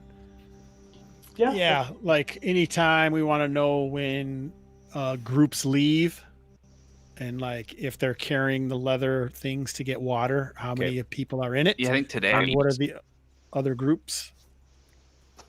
Or if they send Or out if any- hunters for food. Or if any other new groups come in that hadn't left the camp, Yeah. and if anything other than a knoll shows up. Okay. And see if Yeah, you can spot like important-looking people moving around the camp when nobody's leaving. Okay. He's looking at his ever-expanding list. Like, hold on. Turns a page over. And no, Arlen, what were you going to say? Oh, I was just saying, since we're not going to be in camp for the day, it doesn't seem like it would make sense for him to come back until the end of the day. Okay. So you guys will be leaving, what, Threewind and Pinestalker here to keep watching the camp? Is Yeah, that well, the plan? about that, the bugbears know where our camp is now. 6 or 8 of them got away. What's to stop them coming back tomorrow night and trying to jack us again while we're sleeping? Maybe the other 2, Eric Hokra, can find us another camp we could relocate to when we get back today. Apparently, it doesn't matter if we move or not, because they found No us last metagaming. night. No metagaming. No, Yeah, in but I fact, think this was Not necessarily metagaming. Yeah, because it was a bona fide random encounter as well too. So yeah. Yeah. I mean, we all know that. Yeah, They and found that's us. totally fine in the game terms. yeah, but I that's mean, what Druin- that's no, what you're Druin was right to saying. think. But Yeah. although Go ahead. So Serene- one consideration: this is the place that the Aarakocra picked out for us. Yes. If they try to get a hold of us, this is where they'll go, right? If we try to find some other place, we could totally lose contact with them from their end. Yeah, and the thing that's uncertain right now, at least, is whether this, like these bugbears, happened to stumble across you because they were out ambushing gnolls, or whether they tracked you and went here. You know, it's Totally fair. yeah, but I think that the way it worked was you guys sent Serene back on her own, and then it was just the elves who were exploring. Is that right? Or am I remembering that incorrectly? No, we used her. I to think get there back. was talk of doing that, and then with Calidor and Elanion both beat up, they decided they would just go back and grab the whole party, and So we'd travel as a group from now on. Okay. So, and the thing that Hobbs was asking about before, so in the core rulebook, in PHB, it doesn't say that, like, elves don't have that ability, but in, where is it? Complete Book of Elves, it adds this, this idea that you can move and not be seen unless they can see invisible. So that's, I think, what you might have been thinking of, Hobbs, because when we first started playing, I think you got a copy of the, or I sent you the abilities that you had, including that, like, manifestation ability. Yes, that came from the character sheet you sent me. Yes. Yeah. So then that's for sure, because that came from the complete Book of Elves. So give me a second. I'm just going to let you know what that actually is, guys, so that I don't screw you over on it again. Let's see here. Elves move through forests and other natural terrain silently and almost invisibly. As long as elves are not attacking, they can only be spotted by someone who can spy invisible objects. When elves move through the woods, if they're careful, they will appear only as shadows under the leaves of trees dancing in the undergrowth. This is of immense value to elves, who can thus gather information about their enemies who often do not even suspect an elven presence. So the way I'll interpret that is just so long as it's just elves in the group, and so long as you're not... Same restrictions we have for getting the surprise modifier. So long as you're not wearing metal armor, then you'll gain that modifier. Or you'll have that ability. So pretty badass. Pretty badass, yeah. Mm-hmm. So then, what is the plan for today, then? You want to take your armor off, Calidor? No. That's sure to suss out some bad guys. Well, I mean, it's because it's different now. We would actually be basically invisible. So, and silent. Both. Yeah, it doesn't say anything about your tracks, unfortunately, but it does mean that you're not spotted whatsoever. So there is an advantage for you going, shirtless there, Calidor. I mean, I guess I could. Yeah. I mean, we just want to go to the watering hole and set up another ambush. I want to find these bugbears if we can. And we have a lead, we have the track, so we should do that. Okay. I think so anyway. Okay. Yeah. I'm not saying we fight them, I just want to find them. Yeah, agreed. And I want to see what, we might be able to find out that has to do with this fishy smell and, who's controlling them. Were there any gnoll hands on that bugbear that we killed? That Druin killed? Are there any gnoll which? Gnoll hands? Paws? Gnoll hands. Oh, let me roll. Bag full of gnoll paws? Let's see, check random encounters for him. Let's see if he's come across gnolls before. He has. Yep, there was a couple severed gnoll paws in his satchel as well. Druin will carry that. Okay. Nice. Maybe we can, if we can't understand languages, maybe we can pour the gnoll paws down on the ground and they'll at least understand what that means. Coming in and let's go kill some gnolls. I understand that this is your currency. Right. So then, guys, let's do this. Let's just move a little bit south of camp here, and starting at the north down south, give me an idea what your marching order is going to be. Are you taking Serene with you? Taking the campfire. Nope, you are taking the campfire. Only you can prevent forest fires, You Dorman. need a flaming sphere anyway, right? Yeah, that's a great size for a flaming sphere. It's almost Yeah. 5. Oh, and we're going to thank you again, John, for your spell effects. Next time we'll make use of those. They're very nice. Yeah. So we're heading which direction? So Yeah, which Lanian, direction? Lanian's up front, so you guys can sort yourself out for where you want to go. The Heading north? to south. Yeah. I'm gonna keep up with him to help tracking, I suppose. Okay. I don't want you with me because I want to be silent and invisible. Okay. I know what I No, back up, Dorman. know when I'm not. Yeah. Dorman's like, Behind the fine. dwarves. Good luck trying to remain hidden, and then he casts invisibility. I'm gonna keep Knox company. All right, so we got Elanion and He's got Calidor my are invisibility spell. up front. And do we want Serene to come or not? How far away I don't do see you why need to not. be? All right, so and Calidor, are Sure. you taking your chain shirt off as well? Yeah, that's what we decided, right? Okay. Do you Okay. have somebody that can carry that, so we don't have to come back for it? Knox is unexpectedly I strong. can carry that. if Thanks, Knox. Yeah, thanks, Knox. No worries. George has selected a pretty slim-looking, avatar for his character, but don't be Yeah. fooled by that. The running Right. sort of headcanon for most of us is Zangief from Street Fighter as his build for his character. Is it What is Zangief Knox or with, Zangief? I don't anyway? know. Anyway, Knox because with- he's very strong, even for.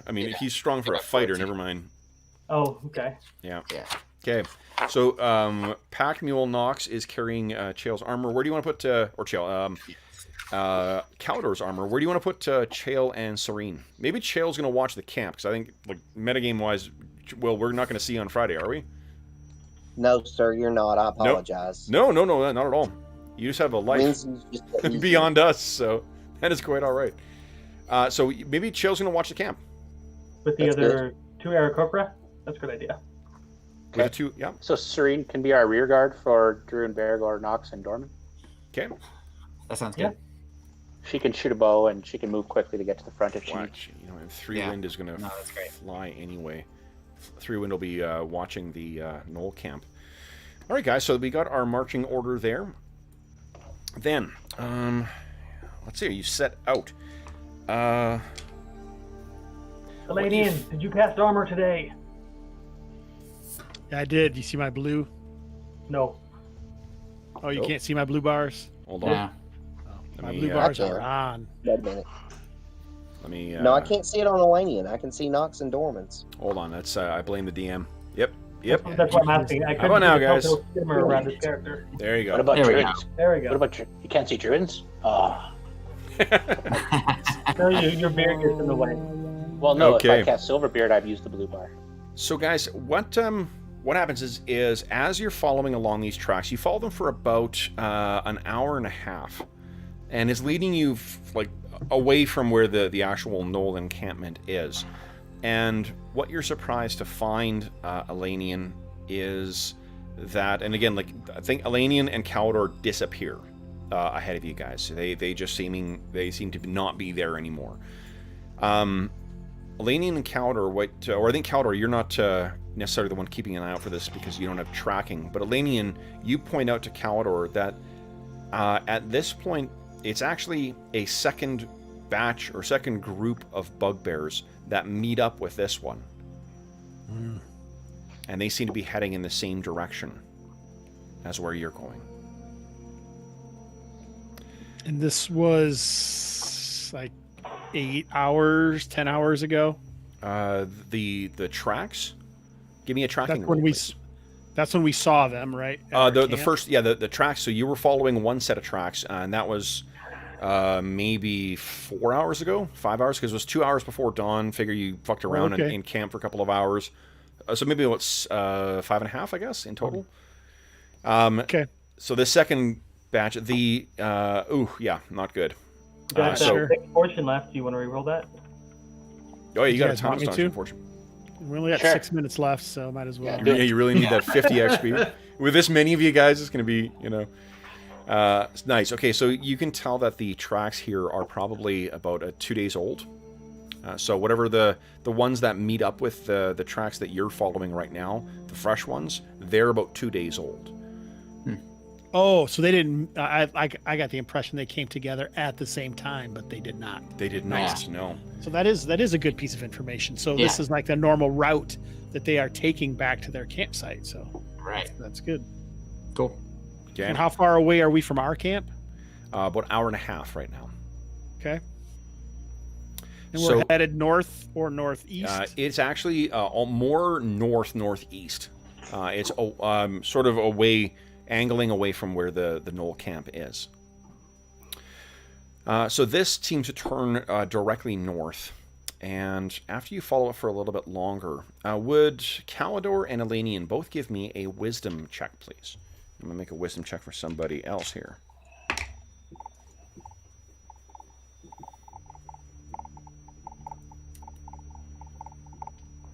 So I don't know what your respective wisdoms are. Right. Someone likes this stream, a dead adventurer gets their wings. That's true. Thank you for giving wings.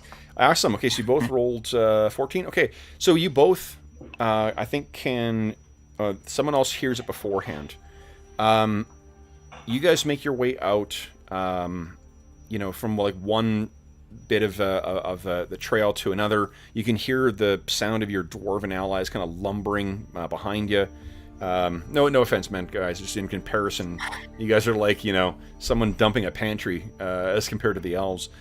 We're natural sprinters. However, between now and next session, I'm going to finish reading my complete book of dwarves because there's some pretty awesome stuff in there too. What you actually hear from the bushes, Elanion and Calidor, is someone speaking in a humanoid, not a humanoid like gnolls. It's an elvish voice calling out and says, "Are you friend?" in High Elvish. Aye, we are. And you see someone stand out from the bushes. And this elf has long, darker hair. He is dressed in fairly elaborate elven-made studded leather armor. And in his hand, angled very gingerly towards you, is an ornately carved and decorated bastard sword. He moves lithely, almost with a dancer's grace. And guys, that is where we will leave our session. Is he wearing any armor? It's a studded leather made by elves. Oh. Yeah. Can I give me some of that? Sorry? Can I give me some of that? Yeah. So then, for those listening at home, thank you so much for joining us for session 44 of our ongoing Night Below campaign. Let's give some XP first. Hold on. You Cool. guys, you killed or drove off a bunch of bugbears here. We get experience for morale failures? That's cool. For which from all? Yeah, I always give you guys XP for that. Yeah. Mm-hmm. Yeah, and it's interesting. Well, it works both ways, right? Sometimes we have to kill a bunch of them to get the morale to proc. Yeah. So, well, and the way that I've been obviously jacking up the number of things I'm rolling for when I'm rolling for random encounters, and those big fights in particular, they really only. I mean, those are expected that part of the group will run away or whatever.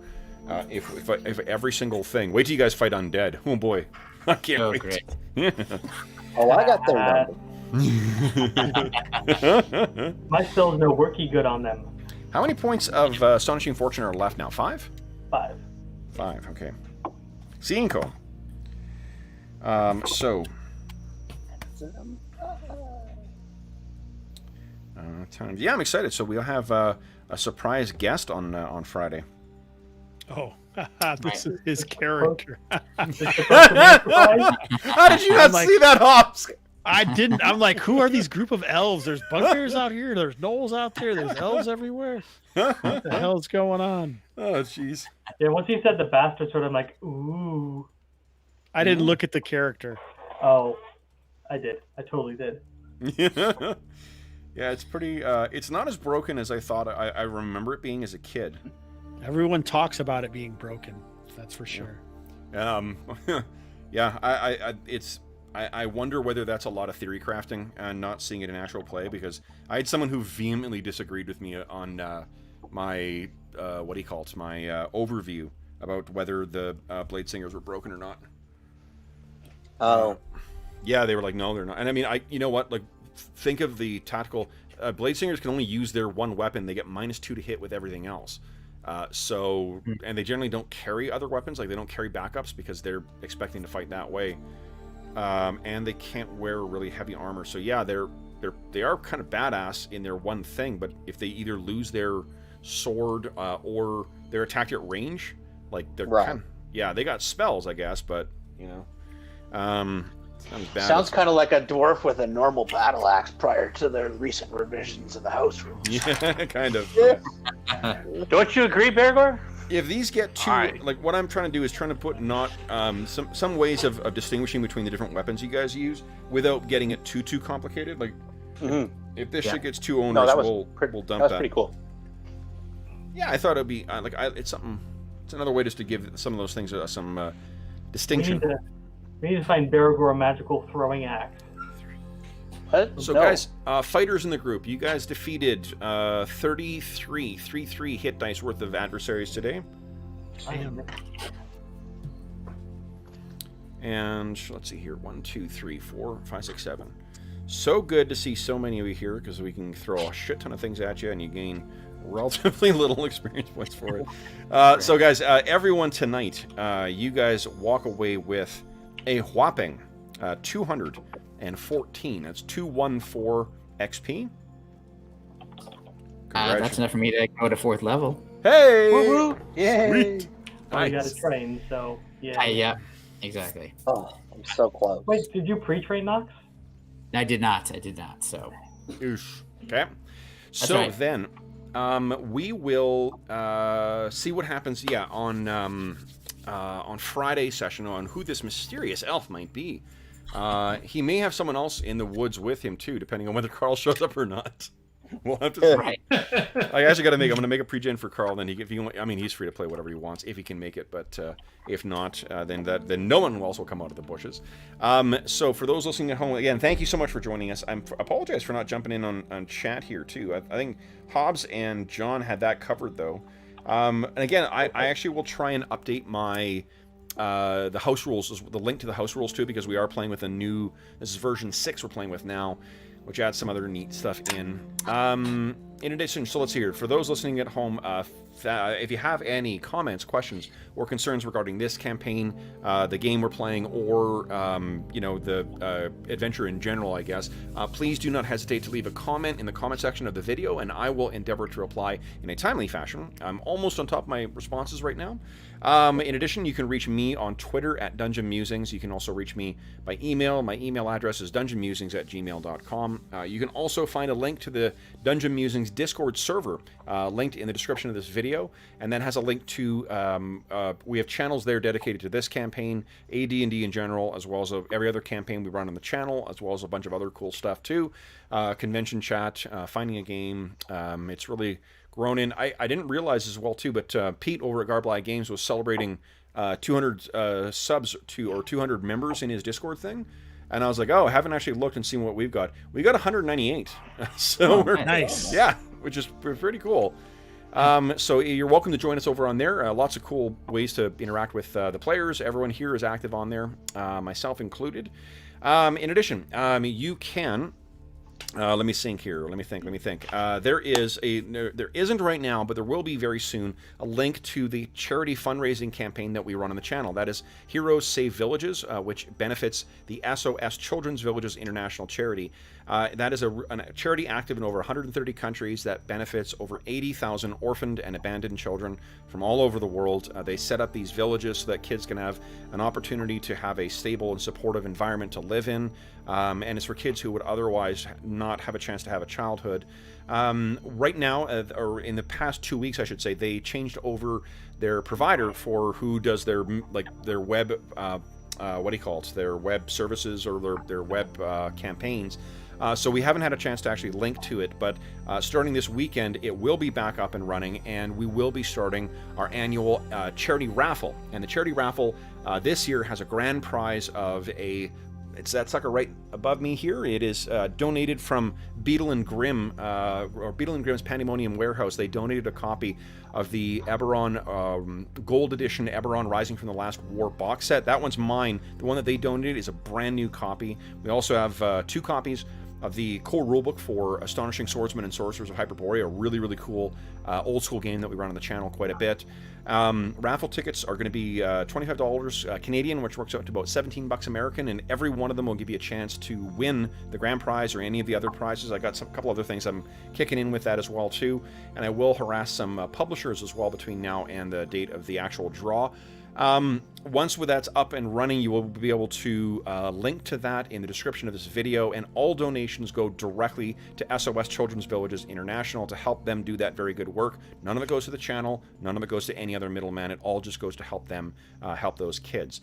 So that'll be this coming weekend, to be sure to keep an eye out for that, to have a chance to win some very cool prizes and to help some people out as well. In addition, there's links in the description of this to our Patreon, to our Redbubble store, where there's some great stuff.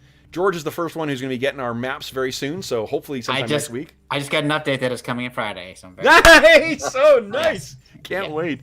So I'm staggering those out, guys. We've got also, thanks to the very generous donors on our Patreon, thanks to people putting up with our ads on our channel, and thanks to people picking up stuff from the Redbubble store as well too. We have 4 copies of the Player's Handbook that is in the mail to our players right now. So thank you so much for helping us to say thank you to the players who join our shenanigans here too. So that's going to be pretty cool. And speaking of the players, last but not least, I want to thank my players.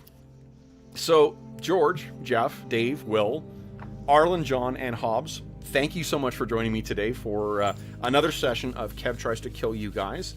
I'll also say as well, too, if you're joining us from Mr. Hobbs' Gamerhood, too, be sure to click on like. That costs you nothing. Like his channel, because that tells him that you want to see more of his amazing content. And consider subscribing as well, too. That helps Hobbs create... we've had very generous donors who have helped Hobbs re-equip himself with a brand new mic, a brand new computer, and some shiny new webcam, so we can see every, dimple on his face. It's not.